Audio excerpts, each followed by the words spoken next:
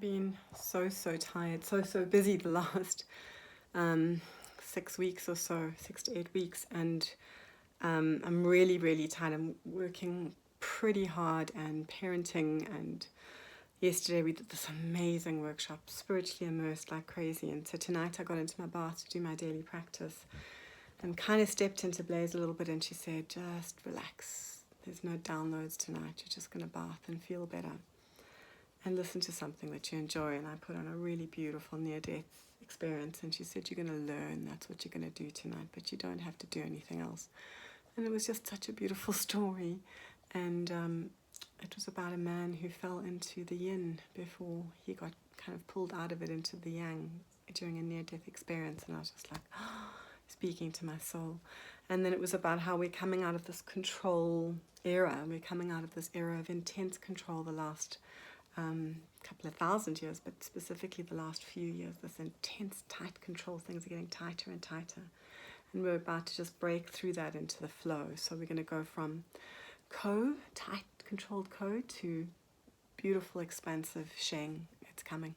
Hi Mama, I'm channeling your goddess right now. She's the Green Witch, and I've been holding her in my arms and stroking her hair, and her hair is beautiful, but it's wild hair because she's a creature of the forest. She has these beautiful eyes. They are primal eyes, but in the middle she doesn't have a pupil like a human. It's more long ways, but she's got these beautiful little outcrops, and when you look deeper, it is the shape of a goddess in her pupils. She's so beautiful, and her pupils aren't black, they're like golden. Anyway, and I'm holding her and I'm stroking her hair, which is beautiful but full of twigs and brambles, and I'm loving you, and I'm letting you just breathe into my love, and just sending you the purest, deepest love. And then I was told that it would be good for you to lightly rub on either side of your head, just here on the parietal eminences. Just give them a gentle rub when you're feeling stressed, and it'll help to relieve you. So just rub those points. They're beautiful points for calmness and serenity. Anyway, you're such a beautiful goddess, Mama. I can't even tell you. You're a witch. You're the witch of the forest, the Green Witch of the forest, and you're a little wild fairy thing. You're not a human. You're so gorgeous. That's why you have always had that wild woman inside you, because you're a little wild fairy creature. You're so beautiful. I've got an interview tonight, and I'd forgotten about it completely until this afternoon. And I need to say that I'm really ready to find my audience. So for my audience to find me, honestly, I've been working at this really hard, and it's time for that to turn into abundance in a way that takes the pressure off us. So that's really what I'm asking my goddess for right now, is to allow that pressure to ease and allow me to take up slack and also provide and turn it into financial abundance. So this is what the focus of my interview and my meditation is to figure out how I can actually work this. I had such a beautiful insight tonight. We really value people's success based on how much money they have, how much they've saved for their old age, how they're going to be okay for the rest of their lives. And when we think about successful people, you'll often say, oh yeah, whatever, Sally's amazing, she's fun and funny, she's got a great family, but she's really broke, and she's always broke, and she's going to have to depend on her kids. So we tell these stories and these narratives about people as though being financially abundant is the point of being alive. So I want some more financial abundance, do not get me wrong, but I'm a massively successful human in my own right. And many of the people that I know that are massively successful don't have any money. So please allow yourself to see success for what it is. Happy families, happy relationships, people that work on themselves, heal their trauma, and try to evolve towards a better world, a better way of being, and a better way of treating each other. Before I got out, I just had one last thought, and it came in another blast of epiphany. So I'm really looking to step into the financial abundance that will take us out of this kind of holding pattern we've been in financially. Every month we have enough to get by, and we don't have savings, and we can't upgrade to the things we want. We can't do all the things we want to do with our kids and with our families. So what I realized tonight was I went forward in time when that financial abundance was here, and I felt what it felt like in my body, and it felt really amazing. And I went into that, and then I thought, great, I'm in this moment now. I get to go back in time and do it right. And I realized that that's what manifestation is. It's putting yourself in that gratitude of that moment, and then going back in time and doing the work to get you to that place. Ting! Just the most beautiful insight into dimensionality and flat earth. This is a real doozy. You have to listen to this. So I'm thinking about flat earth and how I know a lot of people that are really like convinced the earth is flat, and they're not stupid people. And I've watched some of their material, and I have to admit that a lot of it is compelling. I still believe that we live on a globe, but I think that it's a mixture of things. I think we're in a simulation, and therefore from above it reads, from high above it reads as a planet, as a round thing, but it's actually a flat thing. And so the flat earthers, the ones that say they've been to the Antarctic and seen the ice wall, there's a portal in the middle of the North Pole which allows access to all kinds of different dimensions, and it's one very much used by extraterrestrials or other dimensional beings, but there's a very big, very powerful one in the middle, and that's why when you get there, all of the realities are nested within and around like a mycelial network, and on every level it's these little like almost hexagonal cells of matrices and matrices. And how the dimensionality works and how our reality is held together is not just the sort of time and space flatness where everything is on, would be a past, a future, and a linear thing. Everything is woven together. Let's say the loom would be something that sits here, and the threads past, future going through, and history and everything. And what happens is there are little loops from one dimension to another, and mostly they're infinitesimal loops, 10 universes away, so the changes are not very apparent. They're just like, these are mislaid keys, these are weird coincidences and synchronicities and deja vus, etc. When you go deeper into that, you go into a universe where Bigfoot exists. And the more that kind of anomaly glitches, the more people that see it and believe it, the more it is believed, the more those electrons go from this universe to that universe, that possibility, and come back to our universe, and it becomes bigger and bigger and stronger until you have a small portal in which, in that area or amongst those people, Bigfoot actually exists and they can see Bigfoot. It's why you'll have a bunch of people looking at the sky and 3 people see UFOs and 3 people see nothing. Because if it doesn't exist in your universe, you won't see it. But if you believe in enough, you'll be able to access those portals. And so our dimensions are like really nested into each other in the most incredible way. So mostly those glitches happen within a few universes away, but sometimes massive ones. So these are like amazing wild stories, like the Black Pyramid under Alaska and Greys and everything. There are very mundane dimensions as well that a lot of people live in. But some of us live in, especially the more you explore stuff and the more credulous you are. Like I'm credulous. I believe a lot of stuff. When I say I believe a lot of stuff, I take it all in and I understand that there's an element of truth in all of it. And if I can find the portal into that dimension, I might understand why people have this belief.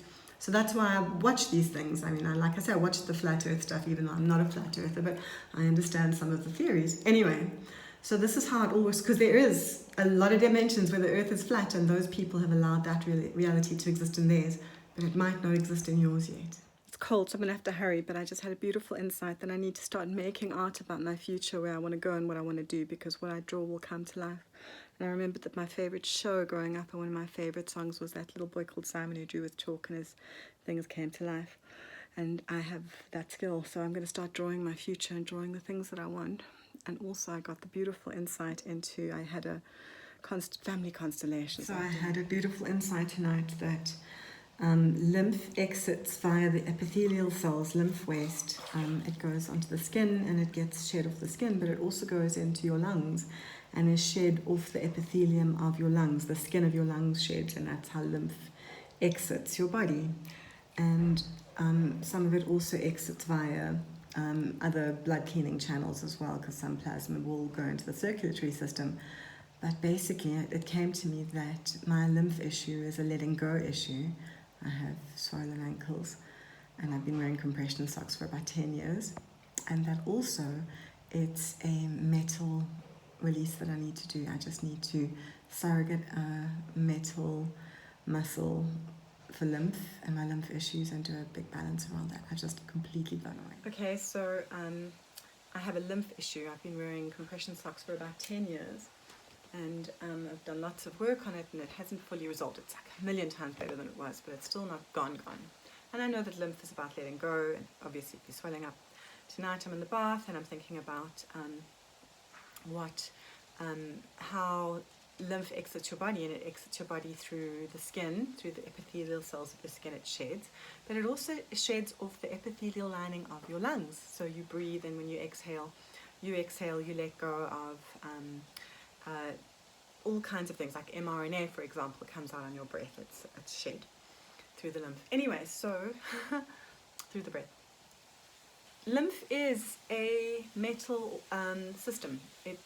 I need to work with metal. I'm going to do a metal balance on myself, and using metal muscles, so fascia lata or something like that, to surrogate for all my lymph systems and see if that works. Just completely excited by this beautiful insight. Okay, so I have a lymph issue. I've been wearing compression socks for about 10 years, and I've done lots of work on it, and it hasn't fully resolved. It's like a million times better than it was, but it's still not gone.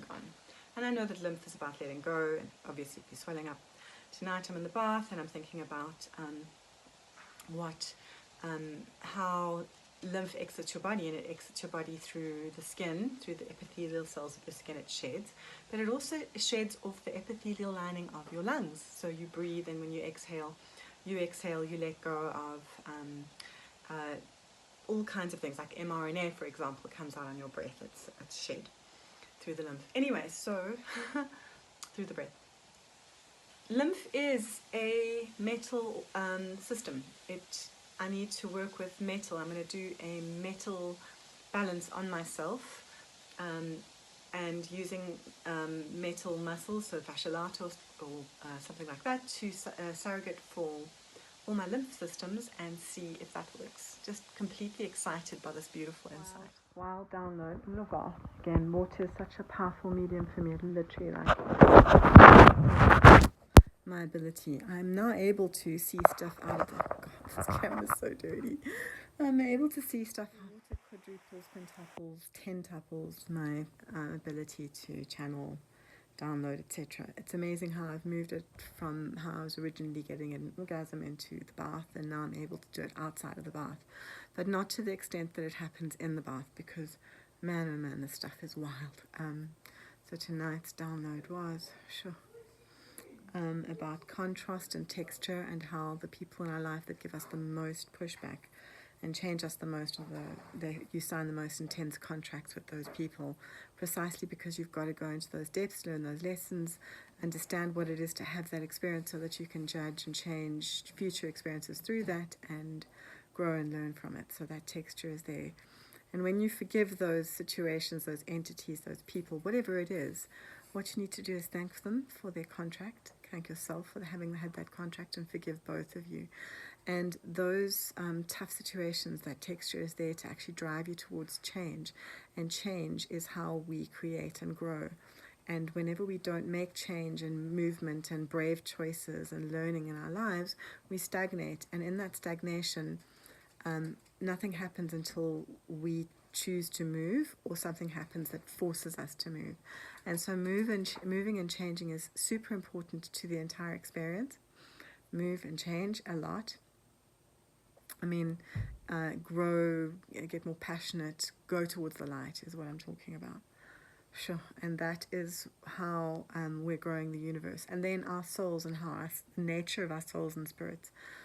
I had this thing about miscarriages and abortions and babies that don't get born into the world, and how they are first-time souls coming in, and it's terrifying. The density is too intense, and they get in there and they're just like, oh, I can't do this world, and they leave. And the message that I got was to the people that have those losses, in whichever way they happen, those babies, those souls do choose to incarnate back into that person's life, so that they will still have the relationship with that person at some point in their life, so that person is not lost to them in that lifetime.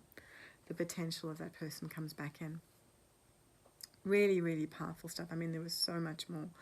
A lot of things about, at one point I was on a table and there were these 4 big greys around me, and one of them had the most beautiful face, and she was a female, definitely a female, and she leaned in and she looked much more human than the greys you see. Big eyes, but not huge, and she had pupils and irises, very beautiful, delicate features really. And she smiled at me and she said, I'm part of you, I am one of your concurrent lives, I watch over you in this lifetime, and we're part of each other. So beautiful.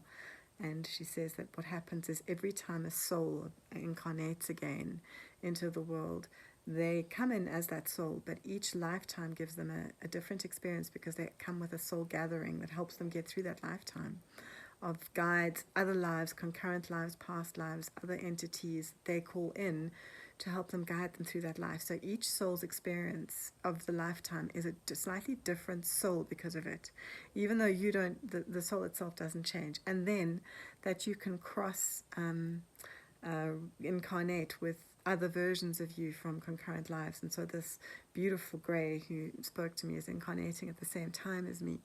We're alive together and we're part of each other. We're the same soul in different bodies. Just so wild.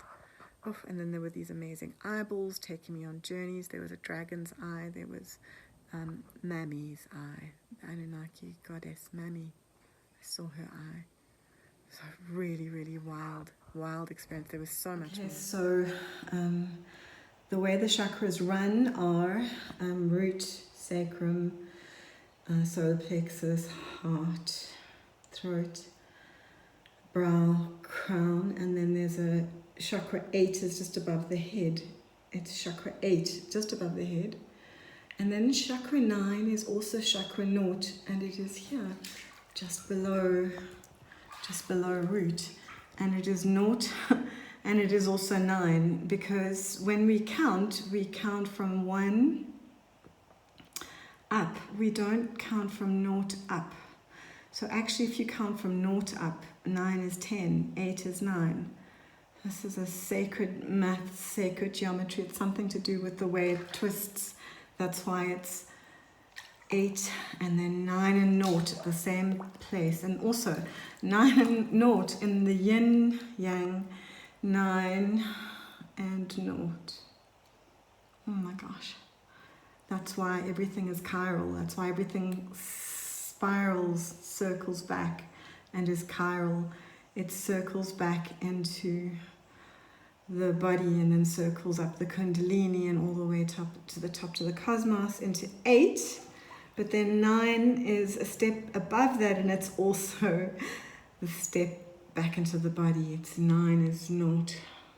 Wow, just completely blown away by this. Okay. Kind of shaky because I just had a really, really wild bath experience. And so, I do these videos because I'm trying to share my tips and tricks for becoming more psychic with all of you so we can all upgrade together. Today I bemoaned the fact that I've been feeling less and less with my goddess for the last couple of weeks. It's been less and less, Blaze has been less and less present. So today I said something about it, and when I got in the bath tonight, I just had brought some new crystals into the bath. And I started kind of asking these questions, and it still felt like a distance. It was strange. And then I was called to pray. And so I did a beautiful prayer to Mother God and Father God, the Divine Masculine, the Divine Feminine, and all of my assorted guardian angels and saints, as well as Yeshua and Mary. I always include them there with the, from my childhood. It's very powerful stuff for me. Anyway. And the next thing, I suddenly sit bolt upright, and I go and get your mirror. You need mirror on your hands. I'd been thinking about the minor chakras and the minor chakras on the palms of the hand, and suddenly I thought that you need mirror on your hands. I went rushing off, and I found this tiny little bottle of doTERRA myrrh that I got from my beautiful friend Robin. And so I went and got it, and it was all sticky. I couldn't get it open. Finally, I got it in my hands, and I smelled it, and it was just mushroom. And as I smelled it, my third eye started popping. And so I brought extra crystals into the bath today, And these were all the crystals and things that I had in the bath. And this is not a crystal, this is an organite heart that one of my students made me, that I love, that I have carry with me all the time. Anyway, in the bath, and then I have this urge to put the chakras, to put the crystals on each chakra. So I choose a crystal for each chakra with intention, and I place them. And as I get to my third eye, I put an amethyst over my third eye. It was like, boom! It just bounced out insanely. So then, I put a white clear quartz crystal over my head and just was off with the fairies, and literally with the fairies. So firstly, my goddesses were all immediately there around me saying, we're with you, and we're always with you, but you keep coming back to us. There's other things that you need to explore. So I was like, okay, cool, well, take me where I need to go. And I have this beautiful image when I start with my visualizations. I have an eye that opens in my field of third eye vision, and that eye starts to morph into different kinds of eyes. It becomes animal eyes, reptilian eyes, alien eyes, angel eyes. It's really amazing. This eye kind of flickers through different iterations, and then it becomes a wormhole. And then I go through a wormhole, and there's an eye meeting me on the other side. And I went into this intense, and by this point I also felt to swap the amethyst with the clear crystal and do different things on my focus. It was just gorgeous. And I end up in this cave full of goblins and a goblin king. And I'm like looking around at the goblins, and I think, these goblins look oddly familiar, and they're little greys. They're all greys. And I realize, oh my God, the phenomenon is a trickster. That's how it used to appear, as fairies and goblins. And then I see the Goblin King and all the mythologies of that. And then I went through a whole lot of iterations of royalty in kind of other realms of the earth, the fairy realm, which exists as a parallel to this realm, and it does exist. It's just really wild, because people don't talk about fairies, because, I mean, that's really weird, that's really crazy, that's off with the fairy stuff. Guys, I went off with the fairies tonight. It was so wild, into the underworld, and to see how those are all alien forms, and they're little Pleiadians as well, like there's little pretty fairies that have Pleiadian DNA. And then I started seeing how greys were interfacing with DNA across all of these dimensions, and how they really are a mechanic at all levels of dimensionality. And so then I start thinking, oh my God, that's what the DMT elves are. And then I had a whole lot of DMT elf faces appearing and laughing at me, with these goblin faces, with these kind of little grey faces, all of them morphing into each other. And I had a beautiful, I just laughed, because really it's all silly and it doesn't exist, and we make it up. We're actually just making it all up. All of us, you, me, I'm just diving into the exotic matter of the, what did my dad call it? The wonderful nonsense that we are. Wonderful nonsense. That's what we are. And it's all that. And it's not serious. And we can be chill. We can just love ourselves and love this life and love the place we're living in and the planet and the dimensions, and just try and enjoy it, because it's a wild ride. And it's a fantastic ride. Sure, just beautiful. Okay, so how trauma follows, how trauma exits your system, and this is how the yin flows inside the chakras of the body, and it descends from the top to the bottom. It goes through the little hole in the black yin hole in the yang from the crown, because what happens at the crown is the karmic you says, this lesson is here to be learned. We need to let go of this belief, this behavior, this idea about the world, this wrongness at a cosmic level, and the message goes out from the higher self. And so it comes out down to the inner eye, it travels through into the yin of the inner eye, and it says, look what it is, look where it is, it harms you, it impacts you, it harms the earth, do better. And so you start seeing the patterns in yourself and in the world, and you start wanting to change them, but you're able to see them. So for the first time, you're able to develop an idea about them in the cognitive part of you, and it comes down into your throat and you speak it. And you speak out the harm of the belief you had, the behavior you had, the thing that you've noticed in the world, the thing that you want to change. And that happens in throat. And so you speak it. You start to speak these harms, and then it drops down into heart, also again through the yin channels into heart. And in the heart, you learn to let go of hate, and you learn to try and love the people behind the behaviors, ideas, wrongdoings, etc. But you learn to try and find the love for those you have loved the least in heart. And then you go through the yin down into solar plexus, and now you're accepting it for what is, because this is what happens in solar plexus. It's carbon reality. This is what is. This is what is embodied. So this is firmly jellied in this dimension right now. You know, because everything's jelly, it can all transmute and change and disappear and get eaten and get melted and grow. Anyway, so then it descends through the yin from solar plexus into sacrum, which is family, tribe, it's close family. This is where you have to really protect yourself and boundary yourself as you change your positions and pivot to a better place. But there's lots of real deep trauma here, because this is tribe, family, this is ancestry and genealogy and hegemony and religious stuff, and it's war, and it's, you know, tribes, and it's beliefs. It's fucking intense. Then we go in through that yin into the yin at the bottom of our body, where the entry point is, where it's fear, flight, freeze, hunker down. It's all of these things, and it travels down the yin path on the inside. That's how we awaken. So while we're awakening from the bottom up, you know, towards enlightenment, enlightenment is what sends the signal down. And the yin, that shadow that spirals down the inside, little dots of the chakra, the yin-yangs on each chakra, the taijitus on each chakra, is how it gets to the root and begins to make the change from the bottom up again. Woo, it's a cycle that goes up and down, and a torus is yin, yin, yin, yin, yin, and yang, and yin, yin, yin, yin, yin, and yang, and they're going in opposite directions all the time. So amazing. And so I have to mention, before I got in the bath tonight, we went to close the gate and we saw UFOs, Stephen and I. So it was really quite precipitous that I got into this bath and had this download. And what's amazing is I did these drawings earlier this year. I'll post them as well.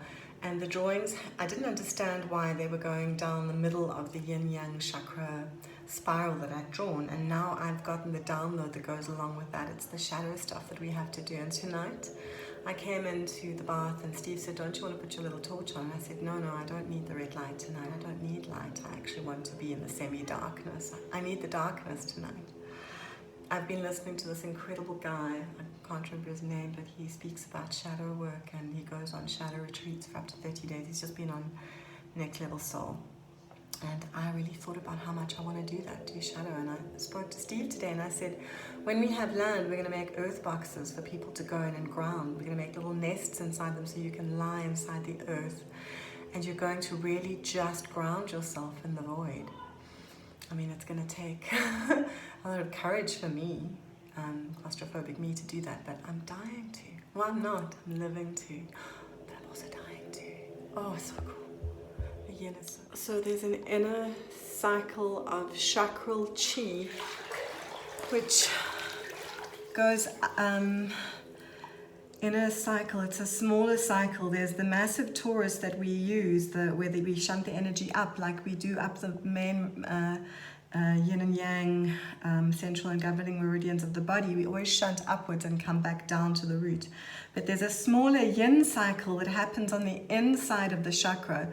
There's a yin chakral energy that spirals anti-clockwise in the center of the body back downwards, because the yin shadow work has to happen at the same time that the yang light work happens on the outside. The yin shadow work has to happen at the inside at the same time. So the cycles of yang chi are going upwards, up the middle of the body, and outwards in the wide torus circle that we know to use. But there's also a smaller yin cycle. It's anti-clockwise and it runs down, and it heals our shadow at each chakra as we go down the body towards the root, and each one is a different level of awareness, forgiveness of self, and comes closer and closer in towards your most primal and base fears, your survival instinct right at root. It's so beautiful. Wow. And I took an issue that I've been really struggling with over the last couple of years, and I passed it through those cycles, and it's really got down to root. It was really hunkered down. Fear, flight, hunker down. It was freeze. Oh, so amazing. Such power. So I'm out of the bath now, and I'm just, mind is absolutely blown at the importance of shadow work and how we keep trying to avoid it and turn it into something else. And that heaviness, when it descends, we call it depression and we medicate it, or try and find ways to be happy despite. And obviously, you have to find ways to be happy despite, because that's how you get out of depression. But that heaviness is there because you're supposed to wade through it somehow and find a way to change your life, your mindset, your heart set, and everything, and listen to yourself. And I say this as somebody who has struggled with depression over the years, different kinds of it. I'm not a deeply depressive person, but I've had postpartum depression, and I've had, post-relocation depression twice. It's hard. But those hardest moments of my life now have been the shining moments of change, the pivot points, often upon which everything shifts and a new perspective comes in. I mean, my eyes are all red because I've been having a little weep. Just the most beautiful dive into the shadow, into the yin. At the end of it, I kissed my little Maya stone. I have this amazing little bowl of crystals that comes into the bath, and I now use them. I place them on chakras and pops my chakras. I Kundalini rise. It's amazing. Guys, if you're not trying any of these things, I'm really asking you to. Getting into water, playing with crystals, playing with your chakras, protecting yourself, obviously. You always got ground and shield. I'm ringing bells. I'm listening to It's just really, I'm powerfully opening up my psychic powers almost every night in the bath in different ways. Now I'm able to access it while I'm working with clients, so I'm bringing that magic into my practice, and everything's changing. Like anything else, you have to practice and you have to really push. But I'm pushing and I'm loving it. Please, everybody, become a psychic with me. Don't want to do this alone. I want you all to come with me. Anyway, sending you love. Just wild tonight. So I got into the bath and Stephen came in with my crystals, and I said, no, you have to put them on my body. So I didn't tell him where to place them, but he placed them quite unusually, one on my sacrum, one on each breast, one on my belly button, one on my heart, one on my throat, and one on the top of my head. And I instantly went into a whole kind of masculine energy. It was quite crazy. And then I saw aspects of Stephen. I saw another dimension where he lived, his family had immigrated to the UK and not come back, and he'd stayed there, and he'd gone into the building trade, and he'd become very good at what he did, but he lived a much more ordinary life, just as, not ordinary, I mean, different life, but not as an artist, and he felt frustrated in that dimension. Anyway, and then he and I just started channeling and riffing on stuff, and it was just so wild. And so I said to him, describe the way you see the world, describe your map. He described a trick that he uses called the event horizon, where he creates, he puts all his things into a field, and there's an event horizon, a black hole, and he works towards that. And I asked him to describe how it works, and he described his field. And when it came to it, it was very similar to my map, with yin underneath this black, dark, cold void, and then above it this universe full of galaxies and other, trillions and trillions of galaxies and light and nebulas and stuff. Anyway, and so he described his map, and I realized it was the same as my map. I just have different ways of using it. Just very, very beautiful. And I went into this like real visioning of it, but the whole thing was very masculine. And then I started to see the eyes that I normally see, and normally I see goddess eyes and divine feminine eyes. Tonight I saw divine masculine eyes, and that's the first time that's ever happened. It was very profound, and I saw these beautiful masculine energies, divine masculine, and the Father, and Yeshua, and just these beautiful images of this very warm, divine, welcoming man. And so Stephen and I did a channeling together. Okay, so got immediately into a 0 point energy thing, and it was very strange because I was seeing how all of the dimensions of everything, of oneness, of God, of godness, of source, etc., is like a massive kind of three-dimensional mesh where there's threads running between and through, but basically it's hierarchies of beings that are the gods of their field. So smaller gods will reside in smaller dimensions. In this dimension, our gods are often our celebrities, our elected kings and queens, our actors, icons, presidents, potentially, but also but it's to do with money in the system and materialism, and we're trapped in that kind of bubble of a deity, which is money, God, celebrity, fame, etc. Above that is the religious leanings of the planet, and I fall under the Abrahamic God, which is Yahweh, who is a father figure with a big beard, and he's very authoritarian but loving as well. He has these two sides, the Old Testament, which is quite grim and terrifying, and the New Testament, which is love and light. So it's balance the dark and the light, which is an interesting thing, because that's a polarity I understand now. Anyway, and so that God, Yahweh, is all-powerful on this earth, and he says, thou shalt have no other gods before me. I'm a jealous God, because it's a small-time God. I mean, this is at the time that Zeus and Apollo and all of these gods were active on this plane as, beings. And so we get burst onto this planet, and the gods are playing games with our lives. This is literally a kind of a game board.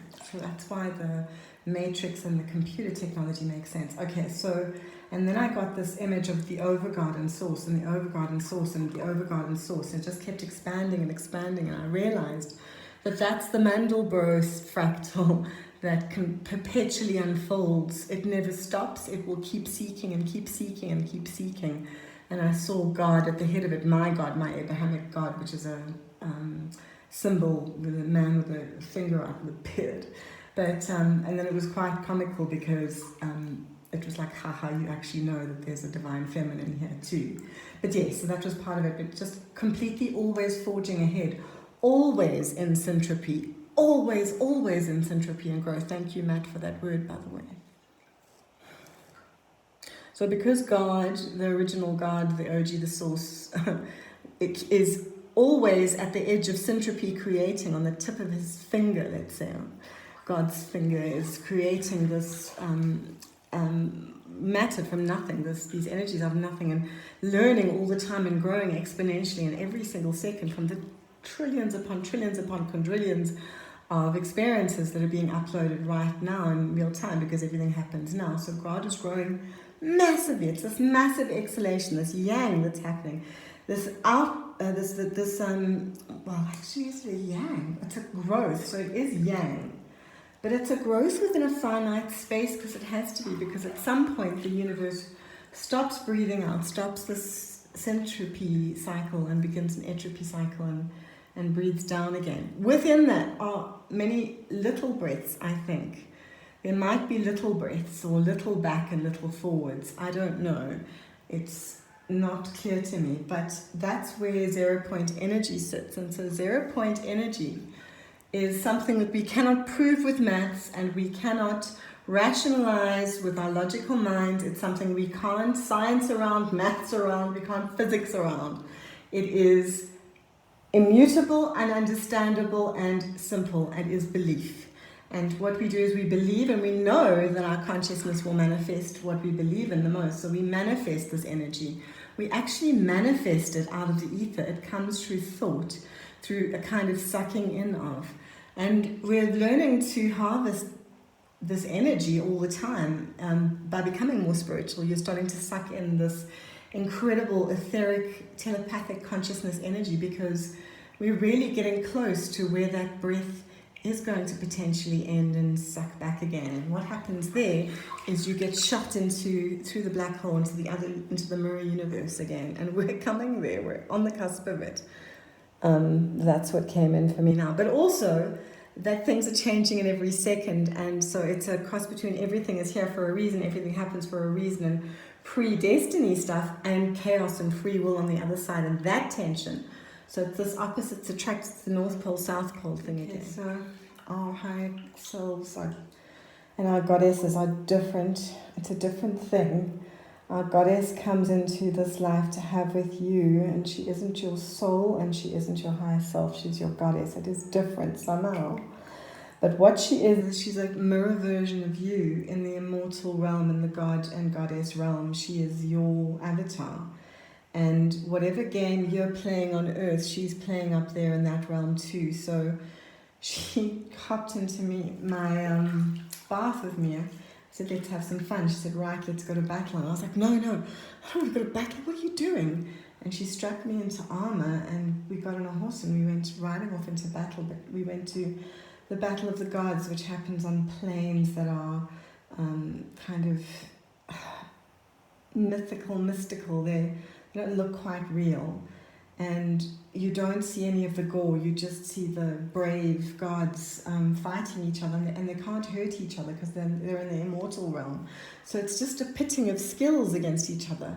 And so the goddess then said to me, my goddess Blaze said to me, I said, well, what is this? She says, sometimes the humans, the avatars we inhabit, sometimes they are going through hard things and doing hard things and horrible things, and sometimes they do awful things, and we are there with them while they're doing it, because the job of the god or the goddess is not to judge, it is to accept the person that you are inhabiting for the person that they are. In hard times and in sad times and in bad times, your goddess is still with you, loving you, accepting you. They don't judge you for your shit. They just go along with you, doing what you ask them to do. But they don't show up for you as much when you're doing these terrible things, but they're accompanying you. And so they're acted out in the immortal realm, and nobody in the immortal realm gets hurt or dies. Because it's not their loss or their pain or their tragedy, it's yours. You carry the price of that, but they love you for it and they accept you for it. It was very, very interesting, like a real insight into mortality and immortality. So we're having this mortal life, and you think, why would an immortal choose to have this life with us? But they're choosing it so they can have all of the experiences, because they grow from it. They are able to push their level of experience and enlightenment and syntropy further and further and further with every life they have and with every experience they have, whether it's good or bad. Just want to talk about my ritual tonight a little bit, because so much actually happened. Tonight I took my crystal bowl, my bowl full of all the crystals I use on my chakras, and I took it out and I had the crystals placed on my body, and then I decided to ting the bell that I ting with a crystal instead of with its own tinger, and I used Blaze, and listen to this, I don't know if you can hear it, but and it was just completely different. It blew me away. So I took each crystal off each chakra and tinged it on the bell, and let it absorb into each chakra. Put the crystals back, and then I had this incredible goddess energy. Like, so much came out of it. I did a whole lot of healing on myself. It was just a very, very profound thing. So take your crystals into the bath, put them on your chakras, and then use them to ting a bell, and the resonance is just out of this world. So I wanted to talk a little bit more about my ritual. So I got in the bath with my chakra crystals. I did a clearing before I got in. I always ting a bell over the water before I get in. And then and then I say a protection blessing to have Yeshua and Mary Magdalene and the Divine Feminine and the Divine Masculine, my guardian angels, my goddesses, my guides. And all of these things I do. And I had a beautiful and very profound insight into yin, and into 0 point energy, very profound. And I also put doTERRA oils in my bath. And tonight I tried some geranium. I had a teeny bit left. Wow, such a feminine, gorgeous energy. I went on a real divine feminine yin adventure. Love doTERRA. And then, and I have to say I love doTERRA because I feel like it's an elixir. I'm not selling it. I think it's a fantastic product because for me there's no violent backstory in any of the bottles. So it's a very pure thing to use for ceremony and ritual. doTERRA oils, look into them. Anyway, and then I tinged my crystals on the bell, which was just wild, and I went into this incredible goddess healing session, which just blew me away. But just so much gorgeous stuff in this bath tonight. So guys, get into the bath, amplify your energies, use your crystals on your body, bring in bells. I've got a little rig here. I've used a chopstick on my soap holder, and I hang my bell over it, so my bell just hangs over the bath, and I ting it all the time. Bring in some beautiful pure water, and I put again my oils in. I love doTERRA oils. I put in some wild orange. Again, it's an elixir. We are now hearing that Mary Magdalene and Mary were oil merchants, and they had oil ships, and anointing yourself with oil. Do it. It amplifies. It's beautiful.